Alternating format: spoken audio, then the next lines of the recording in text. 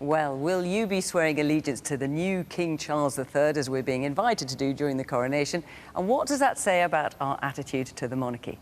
Tonight, our Question Time audience wants to talk about that, and we're in the new town, well, from the 60s anyway, of Telford in Shropshire. It's a constituency won for the first time by the Conservatives in 2015, although the wider local authority is Labour-run. But our audience, as ever, reflects the broad electoral map of the country. And also, they want to talk about trust. Can we trust the government and the unions to sort out the railway strikes? New ones have just been announced tonight. Can we trust Labour Party pledges? And can we trust AI? Welcome to Question Time.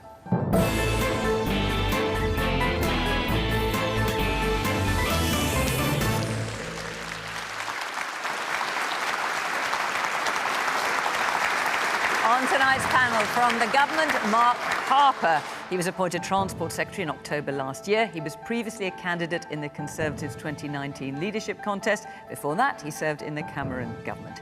For Labour, David Lammy is the Shadow Foreign Secretary. He's been the MP for Tottenham since a by-election victory in 2000. He's since been a minister under Tony Blair and Gordon Brown and has written books on the London riots and tribalism in politics. Minette Batters is president of the National Farmers Union, the first woman leader in its history. It aims to protect and promote nearly 50,000 farming businesses across England and Wales. She also runs a 300-acre tenanted family farm in Wiltshire. The journalist and author Peter Hitchens opines for many media outlets and is a prolific writer of books. In his recent Mail on Sunday column, he asks, is the coronation going to be a flop? Will our new king be dedicating his life to God, as his mother did, or to net zero, as he seems to want to do? Meanwhile, the singer-songwriter Billy Bragg says the monarchy should have no constitutional role and Buckingham Palace should be a museum. His artistic career is now in its 6th decade and counting, with over 15 albums, several books, and a lifetime of social activism to show for it.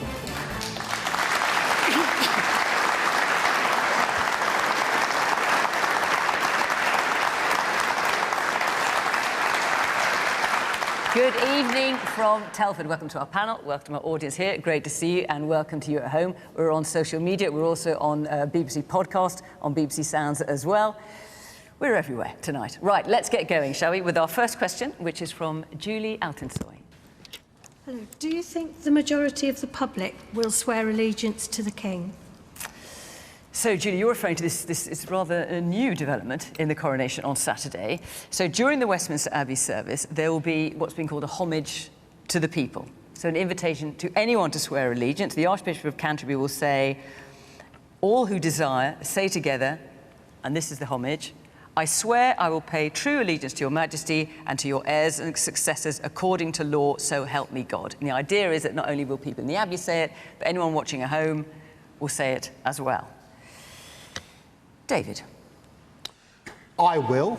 I already have, because as a member of Parliament, you swear allegiance, and I am a Privy Councillor, and Mark and I think, had to sort of kneel on a little sort of bit of cloth and kiss the Queen, the late Queen's ring. So I've done that already. But let me just tell you why I'll do it and why I think my constituents will. Back in 2011, when the riots started in my constituency, it was a horrible, horrible time. I was aware that it was the second time that Tottenham had had riots in a generation. I got phone calls from the then Prime Minister, David Cameron, the Deputy Prime Minister, Nick Clegg, the Leader of the Opposition, Ed Miliband. They all said, could they come to Tottenham? They all came to Tottenham. They never came back. I also got a call from the Prince of Wales. I asked him if he could come. He said he's sure he could come. And I said, will you come back? He said, of course. He came back 5 times. He bought the Prince's Trust. He bought the Prince's Foundation. He was there for the community, and it meant that the stigma that can sometimes attach to an area that has riots did not attach to us. For that, I am grateful. I think he'll make a good king, and that's why I'll be swearing allegiance. Billy. Well, I'm not sure it's something that everybody's even going to watch. I think the royalty is a little bit like the Grand National or the Cup Final. When it's going on, when things are happening in the Jubilee, people tune in. But the rest of the time, I don't think it's something that really affects their lives. So the idea of having to swear allegiance or being, I suppose, being expected to swear allegiance, because the message I got was from the front of the Daily Mail, where their headline was, "We are all invited to swear allegiance," with the word "all" heavily underlined. I got the impression from that they were like kind of leaning into, you know, everybody should have to do that. And I think... Well, you don't have to do it. No, of course you don't, but the implication from that headline was that perhaps the Daily Mail, anyway, expected that people should have to do that. And I think the monarchy, as its place in our society, isn't that kind of place where we have that kind of fealty, because it isn't, you know, a thing of fealty. And I feel pledges of allegiance, perhaps, that's something that is probably something that really belongs in Game of Thrones rather than in a modern democracy. So I won't be pledging my allegiance to the new king. All right, let's hear from somewhere else. Yes, the woman there in the yellow top. I think it's a very personal choice. As you said, you don't have to pledge your allegiance. There's no legal requirement. It's personal. I personally have no problem with it. So just tell me how it's going to work. Are you going to be watching it on television at home? I'm going to be watching it on television at home. So when this allegiance, this invitation to swear this oath of allegiance, what are you going to do? You're just going to stand up and say it? I mean, how's it going to work? Yeah, I think just we'll be watching it in our living room when the invitation comes. I've no problem just standing up and saying it out loud in my own home. I don't see any problem with it. So you don't have to do it. It's personal choice.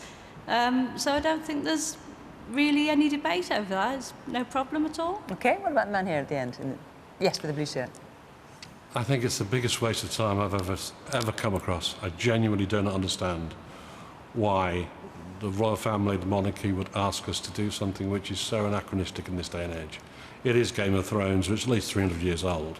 And I speak as someone who actually pledged my allegiance to the Queen as when I was a soldier. But now, no need. I think it's divisive, actually. Peter? Well, I should say, first of all, that I am more monarchist than the King. And what do you mean by that? Well, I don't actually think all that much of Charles, and I think that he's devoted himself far too much to politics and far too little to being the heir to the throne. He's particularly, for instance, his commitment to what I regard as the very contentious policy of net zero is not the sort of thing which a potential king or an actual king should do. He persists in it. That's just an example of it. I completely agree with David Lammy. His work on such things as the Prince's Trust has been superb and very praiseworthy. But I think his interventions in politics, even greater than his mother's, which were more considerable than most people noticed, have been wrong. And I think he should stay away from that. I'm much more conservative than him. But I have to say, I'm also very English, and I find the idea of standing up and pledging allegiance to anybody deeply embarrassing. I don't think that it's very likely that I should almost certainly be in a newspaper office at the time it happens, that I'm going to stand there among my colleagues and pronounce this oath. I might do, but I don't at the moment think it's very likely that I shall. It's not a waste of time. It would be silly to say it was a waste of time. There's something about being English or British. Peter, I'm just checking, because also you wrote for the Mail on Sunday. I mean, if Billy's right, surely everyone in your office is going to be standing on pledges. I wouldn't have thought so for a moment. I mean, it's not. People have these fantasies about newspapers that are, and particularly about the Daily Mail, the sister paper of my own, which have very little basis in reality, and they makes them happy. So I don't want to deprive you of it. Nobody was sitting there in the office of the Daily Mail thinking, we're going to make the people of Britain swear this oath. It's plainly a personal matter, whether you do it or not. And it was never suggested for a moment that it would be anything other than voluntary. Man in front, the blue jacket. Yeah, I have no problem with swearing my allegiance to King Charles. The problem for me is in the wording where it says heirs and successors, which I assume then includes Prince Harry and Prince Andrew, and I don't think that I'd want to swear my allegiance to them because they're not actually serving. Well, they're in Prince Andrew's case, extraordinarily unlikely to be a successor, and in Prince Harry's case, also deeply unlikely. So you've got Prince William and all his family. Yes, no problem with that at all. OK, but it's the rest of them. All right, and the man at the back with the glasses. I think it's a bit of a side issue, really. The Queen and you used might to think talk that we had a lot of questions on it. The Queen used to talk about the firm. She spent her entire life serving her country. I'm quite convinced that King Charles will do the same. We do have a problem that we've got one or two people in the royal family who are not doing a very good job. But the thing is, what would you rather? Would you rather have a royal family or King Boris? And will you be swearing the oath of allegiance? No trouble at all with that. OK, Mark. So, the direct answer to Julia's question, which was how many people did I think we're going to be doing, the honest answer is I don't know. I suspect actually quite a lot of people. I mean, on a note of agreement, David and I have both sworn allegiance to the King, and in fact, both of us swore allegiance to the Queen. We were offered the chance to swear allegiance to the King after Her late Majesty's death, and I think both of us did, and I think actually so did most members of Parliament, even though it wasn't required.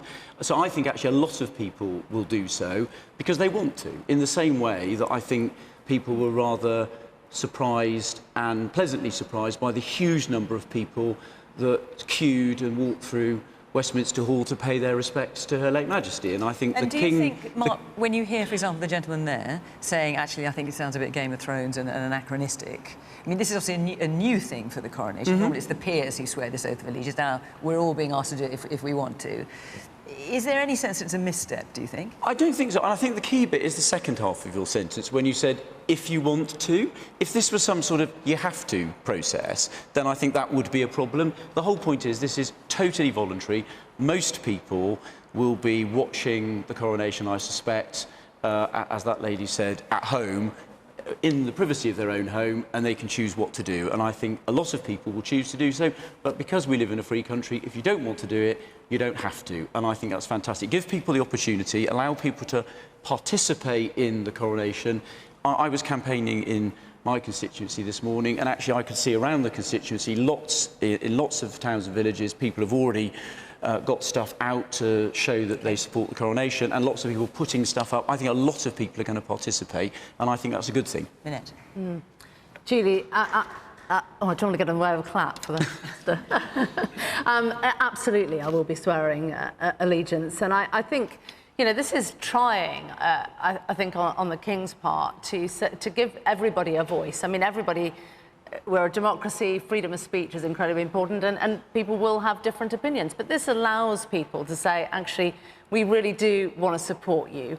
I think, you know, climate change, we can't dispute it. I mean, we are facing into massively severe weather events. You know, Europe is basically declaring a situation in many parts of Europe as severe now as they were last summer. We've got effectively hosepipe bans in Cornwall and Devon. So climate change is a live thing, and the King has been on this path from day one, championing what needs to be done. He's never deviated. He faced into every single bit of criticism and has done it throughout his life. I mean, obviously now he doesn't have the voice, but I know he has the passion.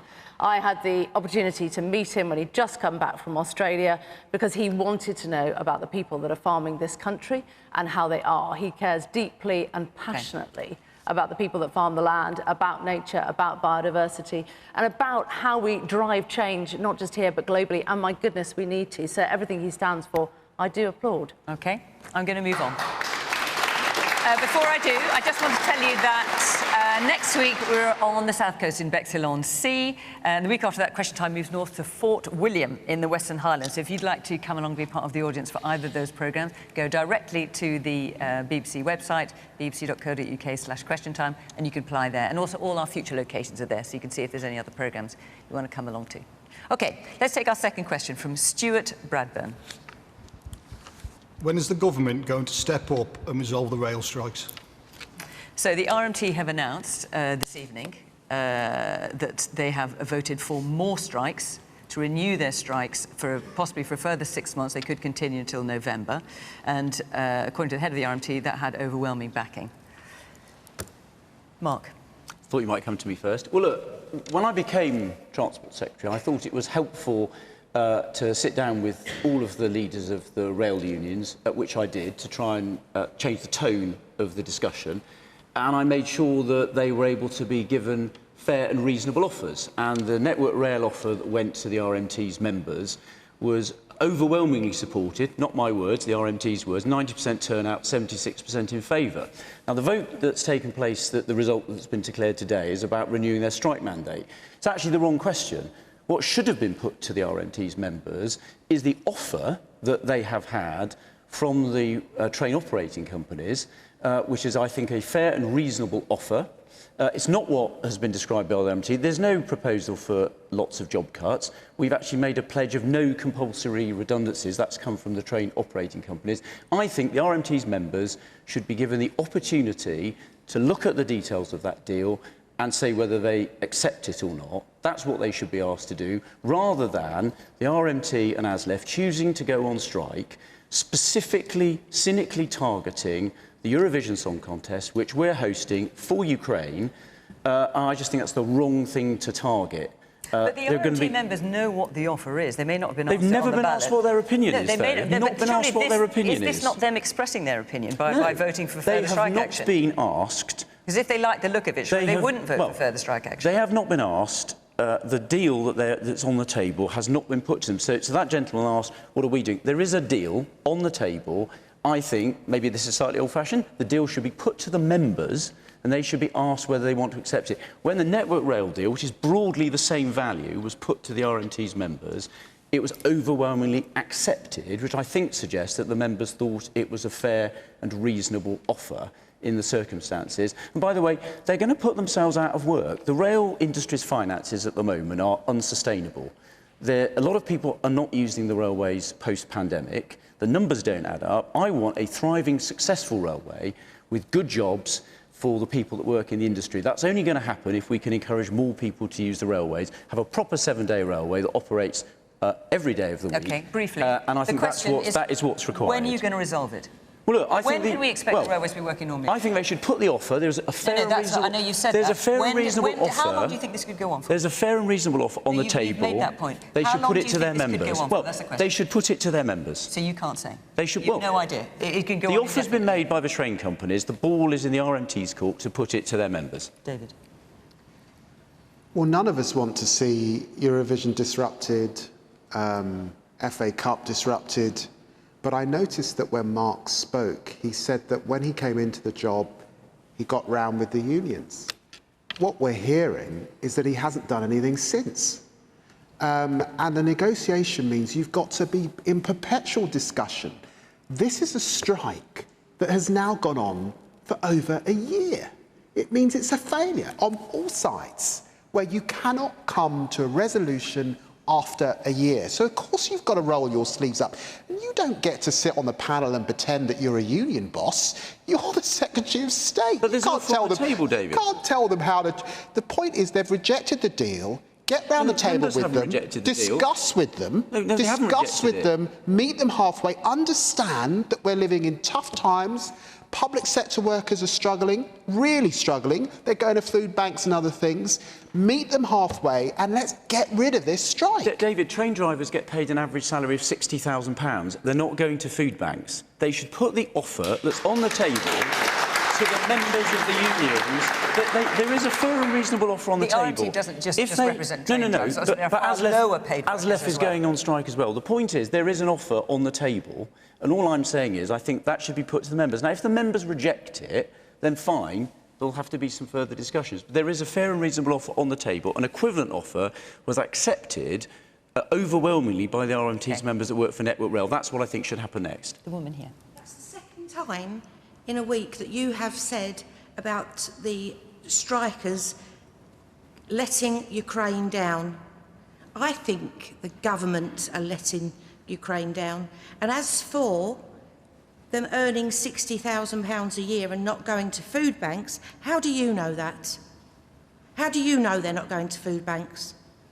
Well, I think if you're earning £60,000 a year, which is twice what the average salary is... Really? No, yes. they're not all earning 60 grand a year. Train drivers. I was talking about train drivers. The average salary as a train driver is £60,000. The offer that's on the table, that they haven't been asked about, would make that average salary £65,000 a year. Now, I don't think that is ungenerous, and I think they should be asked whether they want to accept the offer. The man in the black top at the side of the... Oh, yes, exactly, you. I think you've just got to put it into context. Like, nothing works. So it's not just the trains, is it? So for me, I have to go to London maybe once a month. In the last 6 months, I haven't managed to make it back without there being some disruption or some, like, it's basically a train driver not wanting to turn up for a shift because it's just not worth it. The money's not there. But like, in the round, I'm 3 years into, like, trying to get a court case. I'm 18 months trying to see a specialist. These strikes, they're the only people who can speak aloud for you to hear them. Minette. I think, I'm sure everybody in this room has been massively disrupted by the strikes. They have gone on for well over a year. I can remember my 18-year-old son last year had booked concert tickets, and we had this ghastly, is it going to happen, isn't it going to happen? And in the end, it did happen, and it was a complete nightmare, and that has gone on and on and on. I'm completely with the Minister that why wouldn't you put it to the members? Put it to the members. If they vote against it, well, fine, but if they accept it, they should, I'm sure, have a say. But for everything, whether it is the NHS, whether it is our trains, I've had 3 journeys this week where I've been standing for well over an hour, standing room only on a train, and it's really, really difficult. So we desperately do need it resolved. Billy. I mean, as David said, nobody wants to see events disrupted, but the reason why they're targeting Eurovision and the FA Cup is because they're having to up the ante because the government is refusing to come to them and negotiate them with a proper payoff, or with a payoff that they would like to see. So, unfortunately, the whole point of strike action is to cause disruption. And when you see who else is also on strike at the moment, the RCN, our teachers, I mean, these are absolute people who are fundamental to the running of our society. And they deserve, in times when they feel that they're not getting proper remuneration, they have the right to go on strike and speak out. And as the gentleman up the back there said, you know, they're among the few people whose voices are heard, where government ministers do have to pay attention to them, where everybody else who is suffering, or everybody else who's going to food banks, have to keep quiet. So they have my support. I hope it can get resolved. I'd love to see it get resolved before Eurovision and before the Cup final. But, you know, people have a right to go on strike, people have a right to speak out, and I support them 100%. OK. Yes. You were the very structure, yeah. If they're not taking your offer, and you're saying that you've already given them one, why wouldn't you sit down and talk to them again? It's obvious that they don't want what you've offered them. Why wouldn't you give them more? Well, my question is that the union executive won't put it to their members. Now, look, if they put it to their members and the members reject it, then you might have a point. The members of the union, the people the executive is supposed to work for, they've not been asked their view. Okay. And when they had a similar offer with the Network Rail offer, it was accepted overwhelmingly. So I said, put it to their members, ask their view. That's all I'm asking. Well, it's not. No one's asked them. You can't just assume that they don't want it. I said, put it to a democratic ballot and ask them what their view is. That doesn't seem enormously controversial. Peter. I'm sure the Minister will correct me if I have any of this wrong. It's been a while since I've looked at this dispute. But the first thing we have to recognise in all these pay disputes is to ask the question, who's doing the pushing? Whose conditions have been changed by whom? And everybody in this country who's at work and paid at the moment is being pushed by inflation and a rising cost of living. The wages which they had 2 years ago are not the wages they have now. They're worth considerably less. And under those circumstances, people who have the power to try and get back some of what they've lost from inflation can be expected to do so, and the railwaymen are among us. I wish the Minister would stop referring to train drivers and what they're paid. Obviously, they are part of the dispute, but most of the people who are taking part in it are not train drivers, and they aren't paid anything like that. And it's silly of him to keep saying that, because it muddies the waters. I don't know how best you can compromise. My own view of British governments and the railways has been for many years that it's the government which causes far more disruption to my twice daily travel on the trains than any union has ever done. The failure to maintain the ludicrous experiment of privatisation, which largely wrecked the railways, the constant track circuit failures, signal failures, and other things, which and currently I can't even get to work properly because there's a bridge has collapsed on my way to work. This is not a well-run, seriously invested service, and it's not taken seriously by the government, which runs a Ministry for Roads with railways tacked on. But I am not convinced that all justice in this is on the side of the government and the employers. And one of the reasons I'm not convinced of it is because people like the Minister keep saying it's all about train drivers when it so patently isn't. People are facing, as I understand it, the actual compulsory loss of jobs in no, they're not. No, that's well, not nobody true. at all. That's not gone. true. That's gone completely. There's no requirement for compulsory. There's no compulsory redundancy. No, one of the things that's been offered by the employers is no compulsory redundancies. And that's when the agreed union now, has said that there are going to be lots of job loss, that's simply not true. So we're not going to see, for instance, as I'm told, lots of ticket office staff disappearing in the coming years. No, the whole point about... So 5 years from now, when I go to my local station, it'll be the same ticket office staff as right now. No, the whole point about the ticket office staff is that only 12% of people buy tickets now from ticket offices. So hang on, so... We want the ticket office staff out of the ticket offices in the stations, properly able to support passengers. They'll still have jobs, is that what you're saying? But they just won't be sat in a ticket office not selling tickets to people. Most tickets are now sold online or from machines. People do not buy tickets from ticket offices. It's not how people do it anymore. Well, you're looking at someone who bought a ticket this morning at a ticket office. But you're one of the 12%, Peter. I mean, 90%. lots of people. No, most people do not. Lots of people prefer it, but it's part of the issue. But I think that if you would just perhaps have been more concerned about running and creating and maintaining a decent railway service for the past 50 years, instead of trying to privatise it and shut it down and squeeze it in favour of roads, then I might take more seriously your concern for railway passengers. At the moment, I'm a little doubtful. OK. Let's take another question. From Mick Murphy. Where are you? With Keir Starmer reneging on his commitment to abolish tuition fees, why should anyone trust any of the Labour Party's policies? David, obviously you want to answer this. I'm going to come to you in a minute. Billy.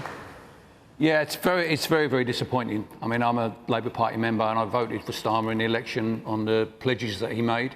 And so far, he seems to have rode back from almost all of them.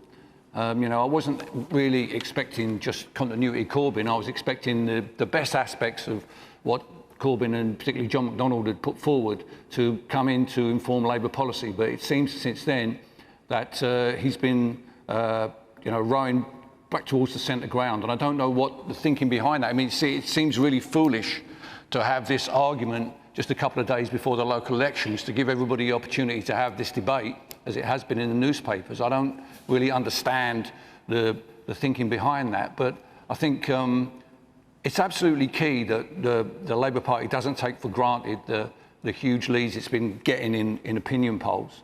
I don't think those kind of things aren't going to, you know, the election may be sometime later next year. I'm not sure that those kind of numbers are going to last that long. And if it comes down to personalities, which unfortunately politics does these days, I think a lot of people still aren't sure who Keir Starmer is and what he stands for.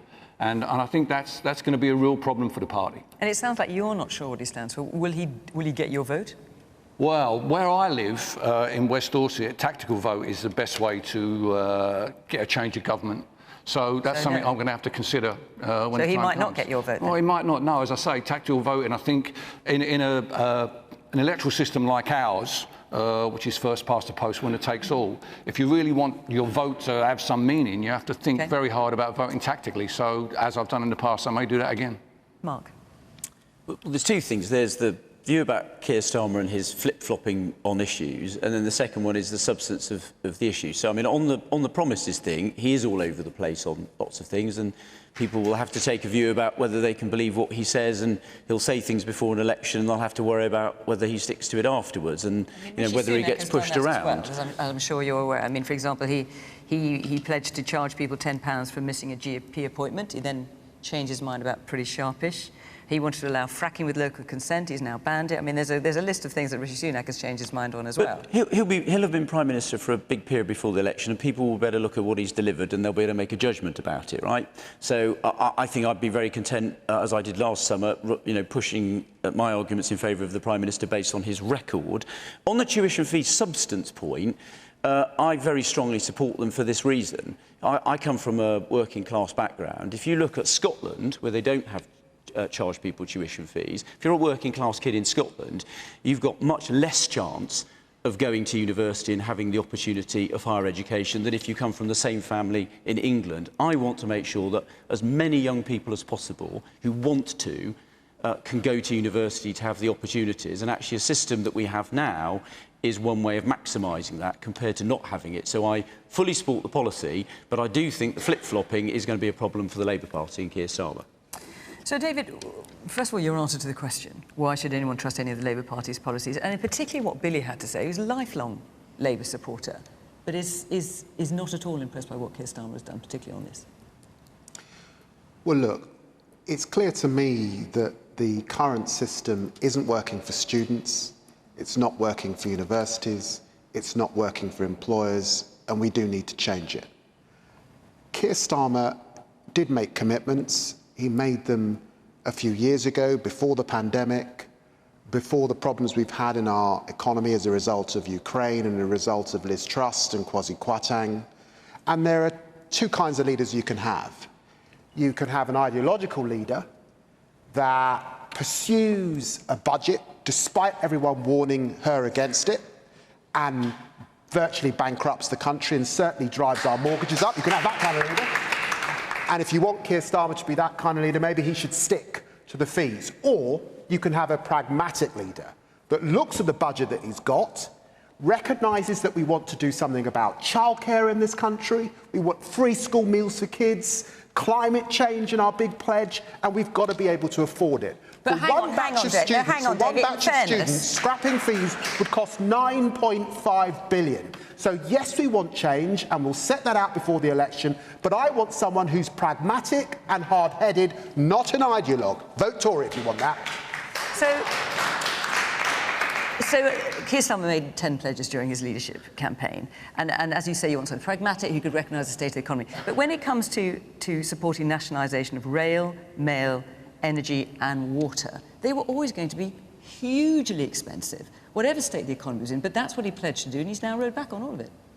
Look, we're committed on rail, but you look at the envelope you've got and you present to the country, I think, a fiscally costed plan, and that is what the public expect us to do at the next election, and that is what we will do. And look, you know, for me, being in politics, to change people's lives has to be about power, not about sitting at a university and studying politics or the theory of politics. So look, we've got to be clear that we can cost what we put to the country, and Keir Starmer is absolutely adamant to that. And that's why I was pleased to co-chair his campaign to lead our party and to support him now. All right, let's hear a bit from our audience here. Yes, the woman there in the glasses. Hi, I feel very strongly that until political mandates are made legally binding, every party does what they want to do. They back out of what they've said they're going to do, and it's across every single party. OK, and the man there in the, what have you got, maroon top on, I think, yeah. I think it's just a matter of when it comes to the Labour Party lead, they had, the assumption was after Liz Truss's government that they had such a big lead that they could start looking towards an election and pushing for a general election, which would actually... so they started laying down plans, and then because Rishi Sunak's took over, they've gone to a place where they thought we need to hold on and rethink some of the plans that we've issued, because our lead might not be as big as we initially thought. The woman there in the blue dress. Yeah, I think we're putting politicians in a really difficult position where actually if they're saying one thing and they recognise that they can't do it anymore, they're no longer allowed to say, I can't do it. So I don't really understand what expectation we're giving them when, even if they understand they have to be honest, we're not allowing them to be. And I feel like that's what's happened in this situation. So when you see, I mean, you had the woman there saying, you know, what's the point of pledges? That you know, they might stick to them, they might not. As far as you're concerned then, if a prospective leader makes a pledge as part of their election campaign, it's a wish list rather than a pledge. And I think, the fact that they've made that pledge before people have gone to the polls to decide whether they should be leader is the honourable thing to do. I think had people gone to the polls, voted for them, and then they backtracked, then I think there's a different question to be asked. But the fact they came out with it and said it openly and honestly actually is something to be admired. OK. Peter. Well, I agree with that. It's perfectly sensible for a leader of the party to pull out of a pledge before the election. He's obviously haunted by what happened to the Liberal Democrats and Nick Clegg when they made the pledge, went into the election and then backtracked, so you can't blame him for that. I think what really needs to be examined in this country is the unaffordability of the crazy university expansion programme, which was begun by John Major and then accelerated by the Blair creature, into a ridiculous raising of the national school leaving age to 21, and the creation of huge numbers of new universities and the propelling of people into university courses, which in many cases aren't doing them any good. What we don't have in this country is what they have in Germany, which is a serious attempt to create large numbers of apprenticeships. We don't train people to do the work which needs to be done. We don't train the sort of people we need for the sort of economy we need at all. We just have huge numbers of students saddled with gigantic debts for many, many years to come, with qualifications they can't, in many cases, use. It's been a mistake. The time has come to recognise that. The time has come to shrink the universities, reduce the number of students, and those who do go to university should be treated as I was when I went to university. They should get a full grant for maintenance, and they should not pay fees. And the nation should invest in those people who can get benefit from university, and it should invest in people who can get benefit from other forms of life in other ways. The experiment has failed. It's time we abandon it. And if people would... This is another thing about modern politics. We say we want politicians who think and who change their minds. When a politician changes his mind, he's accused of a U-turn and mocked. When a politician actually thinks out loud in public and says anything original, he's accused of making a gaffe and is surrounded by people on social media howling at him or her for what they've said. We actually need, if we want proper politics in this country, to have people allowed to think and allowed to change their minds. OK. Woman there in the orange top. The woman behind you. Yes, the woman there. Yes. I agree with what the gentleman said, but I do think that I kind of like... I'm an undecided voter next election, and I would like someone who keeps the promises. And I think, regardless whether you're Conservative, Labour, Lib Dem, whatever, it would be a nice surprise for quite a lot of the electorate, I think, if we had a politician who actually kept the manifesto and, unfortunately, didn't lie or lead the truth, because I think that would gain a lot of support from people like me, for sure. OK. So, Minette, the question is, with Keir Starmer reneging on his commitment to abolish tuition fees, why should anyone trust any of the Labour Party's policies? Well, I've worked with 3 different prime ministers in the last 12 months, and they've all, from the same party, had different priorities. So it happens. I think you've only got to look at the national debt now, leaving the EU, global pandemic, war in Ukraine, a national debt the size that we have. It is simply unaffordable right now. What we need to see is a really clear policy framework for young people right the way through primary, secondary, into the workplace. Apprenticeship levy being wasted in many cases right now. That could work much better. We need, I think, a radical rethink for the young people in this country as to what the policy framework is going to look like, and then politicians, as you say, need to stick to it. OK. Let's move on. I'm going to try and get through quite a few questions this evening, if I can. We've got a question from Don Cockman. Don Cockman, where are you? Great. As the godfather of artificial intelligence has quit his job last week, warning about the growing dangers from developments in the field, should we all be worried about it? So, Don, what you're referring to, as you call him, the godfather of artificial intelligence, this is Geoffrey Hinton, who has spent almost all his working life developing artificial intelligence and neural networks and won many prizes for it. He has resigned from Google, where he's worked for a long time, saying a part of him now regrets his life's work on artificial intelligence. He warns that it could become more powerful than humans in the not-too-distant future, and the average person will not be able to know what is true and what is not true anymore. I just want to show you something that was created by artificial intelligence regarding Donald Trump. So let's have a look at this. Now, we all know Donald Trump is in some considerable trouble over payments to a porn star in America, and there's a court case going on. Now, this picture was generated by artificial intelligence. This is not Photoshop.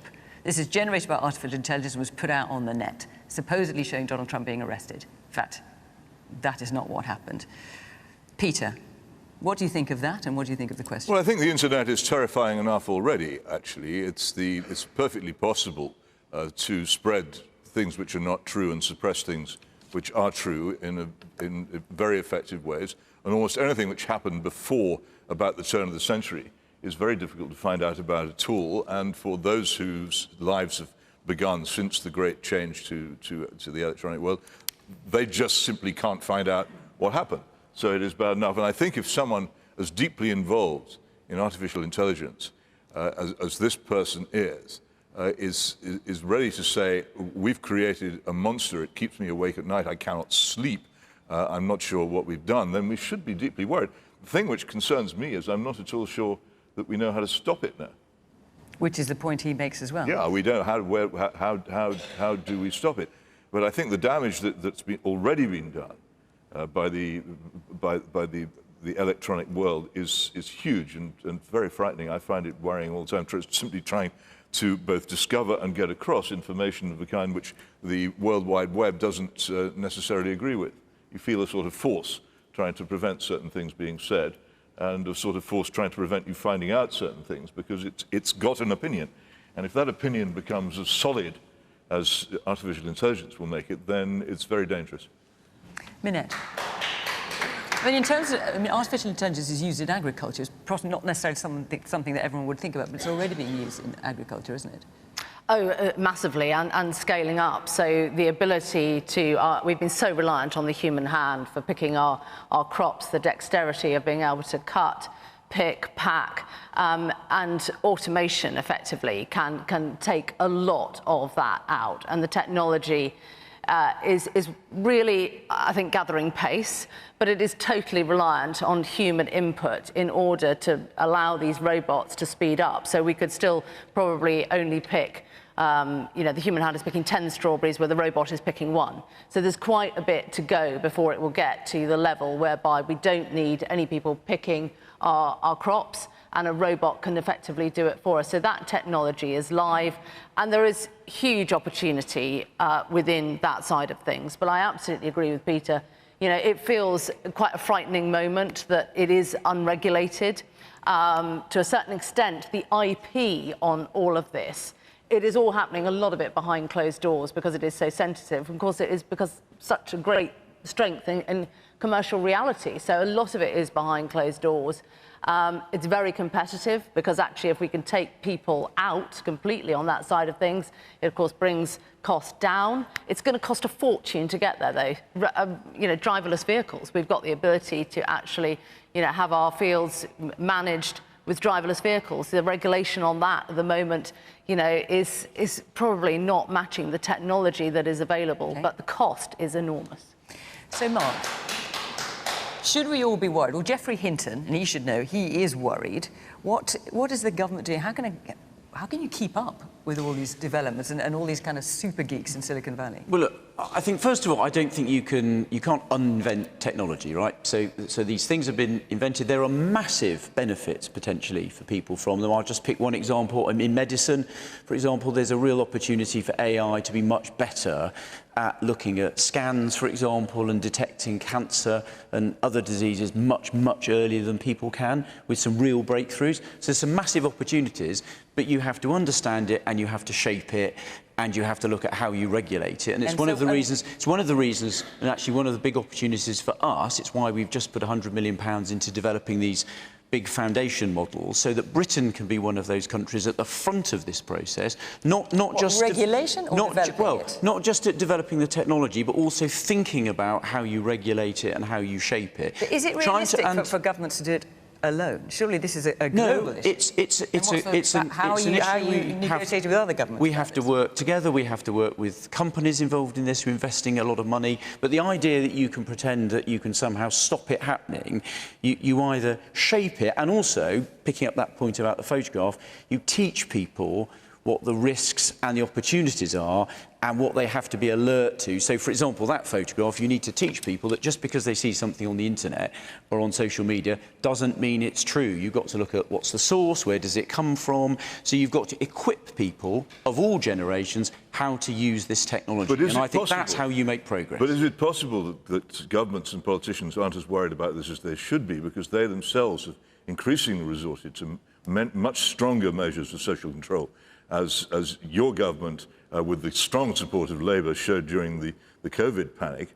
They suppressed the liberties of this society in the most extraordinary way, and they welcomed, to some extent, the technological machinery which enables them to do it. There are things which the police are now being allowed to do with live facial recognition, which will be happening during the coronation crowds on Saturday, for instance, which combined with government power would give an enormous power to politicians to control things they currently don't control. Are you, in fact, as worried about it as you should be?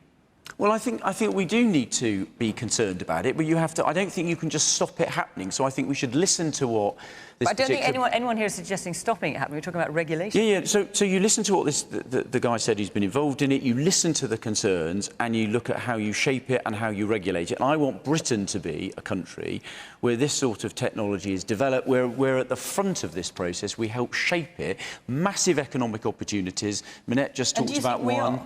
I think we absolutely can be. We are at the front of this process. We are one of the countries where this technology is being developed. That's what Hinton is worried about. Are we at the forefront of regulation? I think we are one of the places where people are thinking about this, thinking about the challenges, and I think the Prime Minister we've just invested £100 million into shaping this so that we are one of the global leaders in this industry. AI is one of the big opportunities for us to grow the economy and be more successful globally, and I think we should grasp it, alert to the challenges, and that's why we should learn how to shape it, and I think that's what the government's about. Sometimes from government ministers, towards the end of what they're saying, you hear a lot of flannel. And I think I just heard some flannel. How are we shaping it? What is the fund called? Who are we working with? Who are we convening? We're living through an age where if an authoritarian country with a very different agenda to our liberal democratic ones gets to set the rules, many people in this room and beyond will suffer. We've got a problem in Britain where often the technology is invented in our universities, but then because we haven't got an industrial policy and we don't make things, we don't grow the organisation, and we certainly don't set the rules. We have got some of the best regulators in the world. We've certainly got one of the best legal systems in the world. But we've got to be convening. We've got to be bringing together. We've got to be setting up the kind of agenda that our forebears did after the Second World War. This is going to transform the lives of not just us, but our children and grandchildren. And the scale of the ambition that's required, I'm afraid the government is not living up to that. We're nowhere near where we need to be. And does Labour have a plan? Look. No. When we were in office, we continued to invest in science. You have cut the science budget. We believe in industrial policy. We don't have one. Yeah, but in terms of we were just talking about...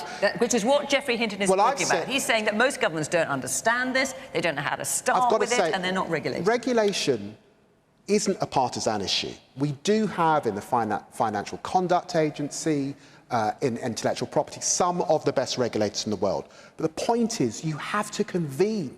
You have to sit with the United States. You've got to sit with our European colleagues. We're not even in structured dialogue with our European colleagues because of this lot's aversion to Europe. We have got to engage. We've got to be out there if we're serious about setting the rules of the game going forward. Let's hear there's a lot of hands up. Let's hear from some of you. Yes, the woman in the yellow top. I worry about AI at a very basic level of how it's changing us as humans. I mean, we talk about the World Wide Web and all the advances of the internet, but you can't even walk into a shop now and be served by a human being. You've got to do it yourself. You're being spoken to by a screen, basically. We ask our Google Assistant, our Amazon Alexa, to turn our lights on, to turn them off. We can't even get up and flick our own switches anymore. So I worry, even at that level, it's changing us as human beings and the way we act and interact with each other. How is that going to be even more... How bad is it going to be the more this technology advances for us as people? And the woman behind you there, yes. I'm with Peter. I'm really concerned that we're not taking regulation steps. We look at Russia, we look at China. They can access through AI. Like, that really is badly already affecting our economy. and the strength of our country. If we're not careful, this could lead us to a rather nasty Third World War. The man there in the olive green top, yes. Yeah, with China and America leading the world in AI, surely what we do in Britain will not put the genie back in the bottle. They'll be competing on the economic and military front to try to beat each other, and we'll just be watching from the sidelines. Well, it's interesting you mentioned China and America, because we have the third largest tech sector in the world after those two countries. So we're a big player in this industry. But the USA and China already have it. specific AI regulatory laws, and when the government looked at it, it decided that it was not going to introduce specific regulations for it. So they're doing something that this government is not. We're actually leading on the whole point people have mentioned about regulation. Just at the moment in Parliament, we're just at the tail end of getting the online safety bill. We're talking about artificial intelligence. No, I know, but this is about how you regulate things. That is a world-leading piece of regulation about how you shape technology, and we're at the front of that process, not at the back of it. And I think this is a massive opportunity for us, and I want to grab it, and I want to take advantage of the opportunities for the country. And I think we are in that place, and say that's why we've just invested £100 million into helping to shape these foundational models, which are the basis of AI. And I think the Prime Minister is very keen that we grasp those opportunities. I mean, as well as the geopolitical concerns which you've raised, there's also concerns about it taking people's jobs and how many jobs might be lost through AI. So, thinking about who is on the panel. So we had a journalistic example with you, Peter, with Donald Trump. I want to think of an example in the music industry, Billy. So everybody, just listen to this for a few seconds.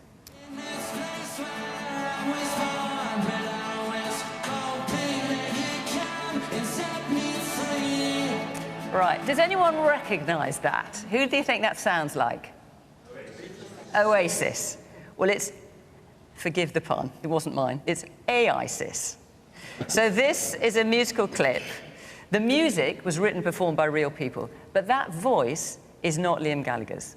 That is an AI-generated voice to sound like Liam Gallagher's. Billy, what do you think of that and of the issue as a whole? Well, I mean, I understand people's concerns, but AI is basically a tool. It's a tool by which we can create things. In my industry, the idea that you might be able to feed some thoughts or some concepts into a machine and it throw up some kind of text that you can build on. I mean, very often in the creative process, it's the things you do accidentally that lead you somewhere really, really interesting. You know, you've left your guitar in the wrong tune and you play the normal chords and it sounds, hang on a minute, that's interesting. You go down that rabbit hole. I could see a use for AI myself in that kind of way, in finding different ways, different perspectives to look at things. And pop music today is very often written by a whole team of people. And I think AI could be part of that. I think where the problem lies... But are you worried about being usurped by AI, with an example like that, for example? So no longer, I don't know, say the record label thinks, oh, Billy's being a bit tricky. Let's just stick on a voice that sounds like Billy. I doubt an AI could actually reproduce my singing voice. I mean, it might be beyond even that. But the point for us really is that the music industry is fundamentally about empathy. Whether you're writing songs or you're listening to songs, it's all about feelings. And I don't think we're ever going to find a machine that can replicate that. And more importantly than that, it's very much a live experience. When people get together, you go and see your favourite singer, they're singing your favourite song, you're singing it, and 1,000 other people are singing it. That feeling you get from that sense that you're not the only person in the world who feels that way, you can't get that online. So I'm not worried about that. But what I am worried about, Fiona, and Peter did touch on it, is the ability to use AI to create things that are fundamentally untrue. And I think it's a long time overdue, thank you, it's a long time overdue that we've had a debate, a global debate really, about veracity and accountability. Unfortunately, there are people who misuse the internet. I think the internet's a great thing. It allows me to, talk to my family on Facebook and stuff like that. People have positive things, but obviously it's always open to people to misuse that. And I think we need a debate, not just about AI, but the way the internet works, to ensure that truth is based on facts and that people who spread lies are held to account. That's the kind of regulation we need. We need regulations about veracity and accountability. Okay. Right, we've got about 3 minutes left. So I'm just going to sneak in this final question from Stephen Green. On Saturday, the King formally takes on his role after 70 years of training. What skill or knowledge do the panellists wish they'd acquired before taking on their current role? What skill or knowledge do the panellists wish they had acquired before taking on their current role, given that Prince Charles had 70 years to do it? Oh, Peter, let's come to you first. You're looking absolutely gobsmacked by that question. No, shorthand. Shorthand? Shorthand at 180 words a minute would have done me a lot of good over all these years. I never got above 120, and if I could have been spared... Oh, you're showing off now that you even got to 120. I'm way below that now. If I could have been spared all those classes with the wonderful Mrs. Whittaker, who taught me Pitman's shorthand all those years ago, I would have actually, much as I admired her, I would really have been quite glad to have missed them. Minette. Oh, goodness. Everyone around the panel's desperately racking their brains before I come to them. Gosh, do you know what? I wish I'd learned to type effectively. I mean, there you are with your shorthand. I never learned shorthand, so I'm not going to regret going back there. But, you know, I just feel I could speed up my life so much if I could actually type properly. And it's not something that dexterity seems to allow you. So I'm there sort of tapping away with 2 fingers. If I learned to type, that would have saved me a lot of time right now. Billy? Oh, I think I would like to have played the piano, maybe. I don't really think of myself as a musician. I'm just a guitar player. Anyone can play the guitar. Even you can play the guitar, Fiona. It's really straightforward. Hang on. How insulted am I by that? Well, it's the way you were looking at me. I'm sorry. I'm sorry. But I can play the piano, so oh, there you go. You're much more of a musician than I am. So I apologise for that. But that would, for me, that's a completely different skill to read music. You know, I think it may have helped to expand my, my ability to write songs. I always wish I'd done that. Maybe you could give me some lessons. Oh, you certainly don't want that. My goodness. Mark. So, not for doing my... I'm going to slightly alter the question, if you'll permit me, is not for doing my current job, but I'm actually going to agree with, unusually you might think, with Billy. I actually wish I'd learnt to play a musical instrument that I could actually play when I was younger. I tried to... Yeah, but now you're dodging the question. No, I'm what not trying skill to... or knowledge do you wish you'd acquired before taking on your current role? How would playing the piano help you be Transport Secretary? Come on. You didn't say it had to be relevant to my current role. Yeah, well, that's implied in the question. Come on. OK, so... on my current role... Do you wish you'd worked on that train set a bit longer? No, I don't. No, I don't, because... The one thing where I'll slightly disagree with Peter, which is relevant, is actually one of the things is we spend far too much time talking about trains, and actually 70% of people actually get to work with in cars, and we actually should spend more time. That's because they can't do it by train. The trains are so fast. I'll still stick to my one about learning a musical instrument. Yeah, no, that's cheating. Right, David. I grew up working class, went to a state school, and sometimes when I look at some, not all, but some of my opponents on the other side, I'm thinking of a certain pug-faced blonde guy who went to Eton, who has that kind of confidence, or what other people might call BS. I think maybe I could have learned something. You've never struck me as lacking confidence. No. When I got to the Commons, I was pretty scared sometimes. Yeah, no. Because when you're working class, it takes a while to have the confidence that what you're saying means something and matters. And I'm now proud that I was raised by a single mother, that I know what it means to come home and not have food in the fridge, and all of those things, and I can stand up with that confidence. But it took me a few years. You've got imposter syndrome. Boris Johnson never had imposter syndrome. OK. All right, we're going to end on that note. Thank you very much. That's it for this week. Thank you to the panel. Thank you very much to all of you for coming along this evening. And thank you, of course, to you at home for watching. From Question Time, until next week, bye-bye.